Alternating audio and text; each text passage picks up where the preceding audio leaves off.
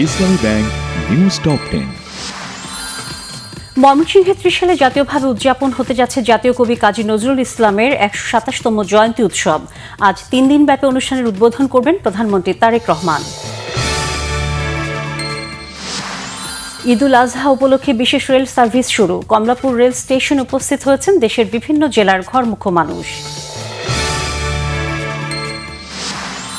অল্প সময়ের নির্বিঘ্ন ঈদযাত্রা চ্যালেঞ্জিং হলেও এবার তা স্বস্তির হবে জানিয়েছেন সড়ক পরিবহন ও সেতুমন্ত্রী রবিউল আলম।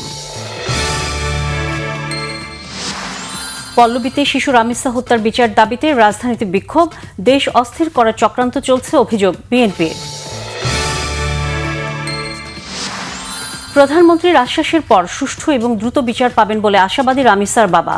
ধর্ষকের সর্বোচ্চ শাস্তির দাবি।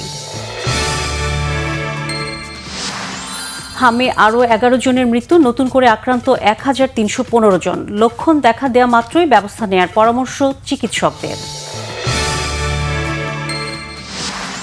ঝিনাইদহে নাসির উদ্দিন পাটোয়ারির উপর ডিম নিক্ষেপ। দেশের বর্তমান সংকট, সরকার দেশ পরিচালনায় ব্যর্থ, অভিযোগ এনসিপির নেতাদের। কোরবানির পশু বেচাকেনায় জনভোগান্তি যেন তৈরি না হয় সেদিকে নজর রাখতে হাটের ইজারাদারদের প্রতি নির্দেশ ঢাকা দক্ষিণ সিটি প্রশাসকের।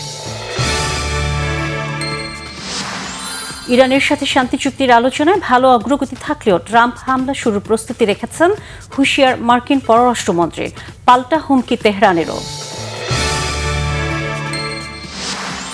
দায়িত্ব নিতে ঢাকায় জাতীয় ফুটবল দলের নতুন কোচ থমাস জুলি। শিরোপার দীর্ঘ ক্ষুধা মেটানোয় গুরুত্ব মার্কিন বংশোদ্ভূত এ জার্মান কোচের।